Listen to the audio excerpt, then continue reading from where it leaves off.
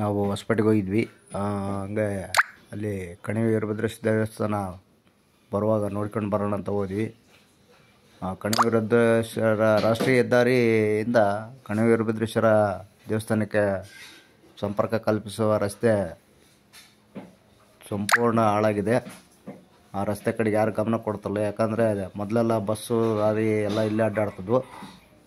ಯಾವಾಗ under pass ನಿರ್ಮಾಣ ಮಾಡಿದ್ರೆ ಅವಾಗಲಿದ್ದ ಇಲ್ಲಿ ಯಾರು ರಸ್ತೆನ ಕೇಳೋರು ದಿಕ್ಕಲ್ದಂಗೆ ಆಗೈತೆ.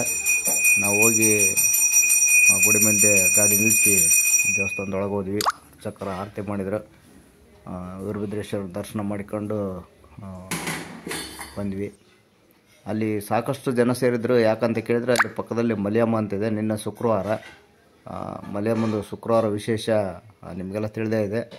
ಅದನ್ನೆಲ್ಲ ಸಾಕಷ್ಟು ಜನ ನೆರವೇರಿಸಿದ್ರು. ಅಲ್ಲಿ ಒಂದು ಪೆಂಡಲ್ ಹಾಕಿ ಊಟ ಗೀಟ ಎಲ್ಲ ಭರ್ಜರಿ ವ್ಯವಸ್ಥೆ ಮಾಡಿದರು. ವೀರಭದ್ರೇಶ್ವರ ದೇವಸ್ಥಾನ ಸ್ವಲ್ಪ ಈ ಕಡೆ. ಕಣಿವೆ ಮುಚ್ಚಿದ ಮೇಲೆ ಅಲ್ಲಿ ವೀರಭದ್ರೇಶ್ವರ ದೇವಸ್ಥಾನಕ್ಕೆ ಹೋಗೋರ ಸಂಖ್ಯೆ ಭಾಳ ವಿರಳವಾಗಿದೆ. ನಾವು ಈ ಗುಡಿನ ಬರೀ ಬಸ್ಸಲ್ಲಿ ನೋಡಿದ್ವಿ. ನಿನ್ನೆ ಬೈಕ್ ಒಯ್ದಿದ್ದರಿಂದ ಹೋಗಿ ದೇವಸ್ಥಾನ ನೋಡ್ಕೊಂಡು ಬಂದ್ವಿ. ಭಾಳ ಅದ್ಭುತವಾಗಿದೆ. ಪುರಾತನ ಕಾಲದ ದೇವಸ್ಥಾನ. ಯಾವುದೇ ವಾಸ್ತುಶಿಲ್ಪ ಇಲ್ಲದರೂ ಕೂಡ ದೇವಸ್ಥಾನ ಭಾಳ ಅಚ್ಚುಕಟ್ಟಾಗಿದೆ. ಸುತ್ತಮುತ್ತ ಪರಿಸರ ಇನ್ನೂ ಅದ್ಭುತವಾಗಿದೆ. ಈ ಗುಡಿ ಸುತ್ತ ಬೆಟ್ಟಗಳು ಇದೆ. ಹಿಂದೆಗಡೆ ಒಂದು ರೈಲ್ವೆ ಟ್ರ್ಯಾಕ್ ಇದೆ. ರೈಲ್ವೆ ಟ್ರ್ಯಾಕು ನಿಂದನೇ ಮೊದಲೆಲ್ಲ ಭಾಳ ಟ್ರಾಫಿಕ್ ಜಾಮ್ ಆಗ್ತಿತ್ತು. ಇದನ್ನು ಮನಗಂಡ ಸರ್ಕಾರ, ಕೇಂದ್ರ ಸರ್ಕಾರ ರಾಷ್ಟ್ರೀಯ ಹೆದ್ದಾರಿ ಬಿಜಾಪುರ ಟು ಚಿತ್ರದುರ್ಗ ಸಂಪರ್ಕ ಕಳಿಸುವ ರಾಷ್ಟ್ರೀಯ ಹೆದ್ದಾರಿ 13 ಇತ್ತು ಮೊದಲು. ಅದನ್ನೀಗ 53 ಮಾಡಿ 50 ರಾಷ್ಟ್ರೀಯ ಹೆದ್ದಾರಿ 50 ಮಾಡಿ ಅದಕ್ಕೆ ಅಂಡರ್ ಪಾಸ್ ನಿರ್ಮಾಣ ಮಾಡಿದ್ದಾರೆ. ಇದರಿಂದ ಈಗ ಯಾವುದೇ ಗಿಜಿ ಇಲ್ಲ, ಟ್ರಾಫಿಕ್ ಸಮಸ್ಯೆನೇ ಇಲ್ಲ. ಇದು ದೇವಸ್ಥಾನದ ಗೋಪುರ. ಗಿಡ ಮರಗಳು ಸುತ್ತ ಹಚ್ಚ ಹಸಿರಿನಿಂದ ಕಂಗೊಳಿಸ್ತಿದೆ. ಸುತ್ತಮುತ್ತ ಮೊದಲೆಲ್ಲ ಸಾಕಷ್ಟು ಕೋತಿಗಳಿದ್ದು, ಆದರೆ ಈಗ ಕೋತಿಗಳ ಸಂಖ್ಯೆನೂ ಕಡಿಮೆ ಆಗಿದೆ. ಯಾಕಂದರೆ ದೇವಸ್ಥಾನಕ್ಕೆ ಬರೋರ ಸಂಖ್ಯೆ ಕೂಡ ಕಡಿಮೆ ಆಗಿದೆ. ಇಲ್ಲಿ ಅವಕ್ಕೆ ಆಹಾರ ಸಿಗ್ತದಿಲ್ಲ ಡೌಟ್ ಐತೆ. ಸುತ್ತಮುತ್ತ ದೂರದಲ್ಲಿ ಮೈನಿಂಗ್ ಸಹ ನಡೀತದೆ. ಇಲ್ಲಿ ಇತ್ತೀಚೆಗೆ ವಿಂಡ್ ಫ್ಯಾನ್ಗಳು ಸಹ ಗುಡ್ಡದ ಮೇಲೆಲ್ಲ ವಿಂಡ್ ಫ್ಯಾನ್ಗಳು ಸಹ ಹಾಕಿದ್ದಾರೆ. ಹಿಂದ್ಗಡೆನ ರೈಲ್ವೆ ಟ್ರ್ಯಾಕ್ ಇದೆ. ಇಲ್ಲಿದ್ದ ತುಂಗಭದ್ರಾ ಡ್ಯಾಮಿನ ಹಿನ್ನೀರು ಅತ್ಯಂತ ಮನಮೋಹಕವಾಗಿ ಕಾಣ್ತದೆ.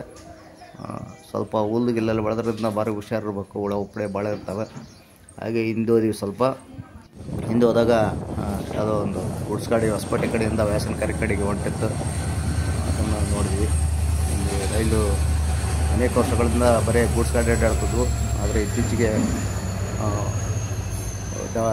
ಬಳ್ಳಾರಿ, ದಾವಣಗೆರೆ ಡೆಮೋ ಸೇರಿದಂತೆ ಬಿಜಾಪುರ, ಯಶವಂತಪುರ ರೈಲು ಹಾಗೂ ಇತರೆ ರೈಲುಗಳು ಸಹ ಅಡ್ಡಾಡ್ತವೆ. ವಯಾ ಮರೆಮಳ್ಳಿ, ಅಗರ್ಬಮಳ್ಳಿ, ಕೊಟ್ಟೂರು, ಹರಪನಹಳ್ಳಿ, ದಾವಣಗೆರೆ ಈ ರೀತಿ ಸಾಕಷ್ಟು ರೈಲುಗಳು ಸಹ ಅಡ್ಡಾಡ್ತವೆ. ಇದು ನೋಡ್ಕೊಂಡು ನಾವು ಕೆಳಗಡೆ ಬಂದ್ವಿ. ಮತ್ತು ರೈಲು ವ್ಯಾಸನಕೆರೆ ಅಥವಾ ಯಾವ ಕಡೆ ಹೋಗುತ್ತೋ ಗೊತ್ತಿಲ್ಲ. ಯಾಕಂದರೆ ಇದು ಮೈಸೂರು ಗೂಡ್ಸ್ ಗಾಡಿ. ನೋಡ್ಕೊಂಡು ಸೀದಾ ಕೆಳಗಡೆ ಬಂದ್ವಿ. ಅಲ್ಲಿಂದ ಕೆನಲ್ ದಾಟಿ ಕಡೆ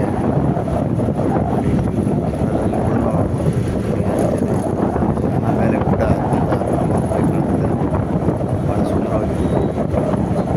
ಪ್ರತಿ ಸಲ ಹೋಗೋದು ಅದ್ಭುತವನ್ನು ತೋರಿಸ್ತೀವಿ.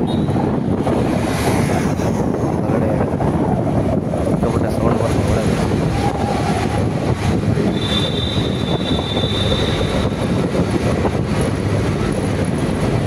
ದಾಟಿದ ಮೇಲೆ ಅಲ್ಲಿ ನಾವು ತುಂಗಭದ್ರಾ ಹಿನ್ನೀರು ಪರಿಸರ ನೋಡ್ಬೋದು. ಚೆನ್ನಾಗಿದೆ. ನೀವು ವಿಡಿಯೋ ನೋಡಿ ನಾವು ಮಾಡಿದ್ದಕ್ಕಾಗಿ ಧನ್ಯವಾದ.